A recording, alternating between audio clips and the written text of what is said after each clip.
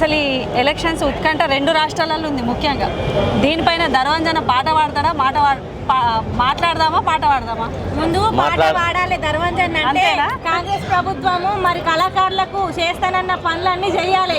గది ముచ్చట డబ్బులు చేస్తానని మాటిస్తే ఖచ్చితంగా ధర్వంజనే కాదు, ధర్వంజన లాంటి వాళ్ళు 10 మంది కాదు 100 మంది దిగుతారు. కాంగ్రెస్ ప్రభుత్వము ఖచ్చితంగా కళాకారులకు ఎప్పుడు పెద్దపీట వేస్తుందా?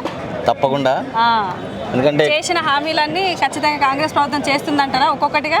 మాకు మాత్రం చాలా నమ్మకం ఉంది. కాంగ్రెస్ ప్రభుత్వం కళాకారుల పట్ల సరైనటువంటి నిర్ణయం తీసుకొని చెద్దలు చూపి ఉద్యోగాలు కల్పిస్తున్న ఇంకా ఆశ బతికే ఉంది. మీ పాట ద్వారా కళాకారులకు కూడా ఒక మెసేజ్ రావాలా, మీ పాట ద్వారా జూబ్లీ హిల్స్ నియోజకవర్గ ప్రజలలో కూడా ఒక అవగాహన రావాలా.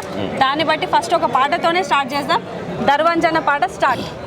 ప్రజల కొరకు పాటు పడే కళాకారులం, పగలు రాత్రి వెలుగునిచ్చే సూర్య చంద్రులం.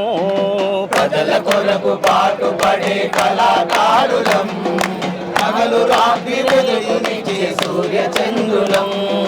ప్రజల కొరకు పాటు పడే కళాకారులం, పగలు రాత్రి వెలుగునిచ్చే సూర్య చంద్రులం.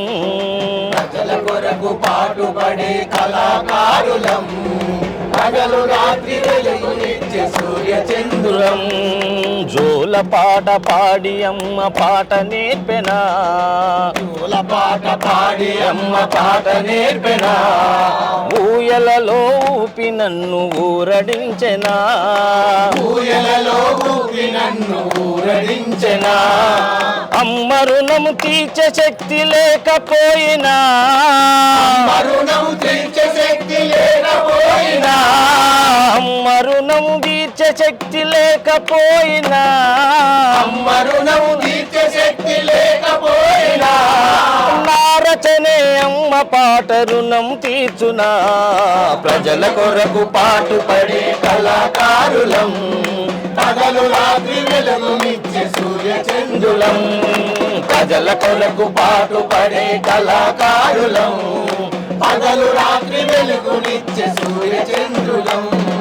కళాకారులు అనేవాళ్ళు ఎటువంటి స్వార్థం లేకుండా ప్రజల గురించి ఈరోజు గ్రామీణ స్థాయిలోకి వెళ్ళి తెలంగాణను తీసుకొచ్చినటువంటి ఘనత ప్రజల ఈ కళాకారులకే ఉంది. కళాకారులు లేకుంటే తెలంగాణ లేదు, తెలంగాణ వచ్చేది కూడా కాదు.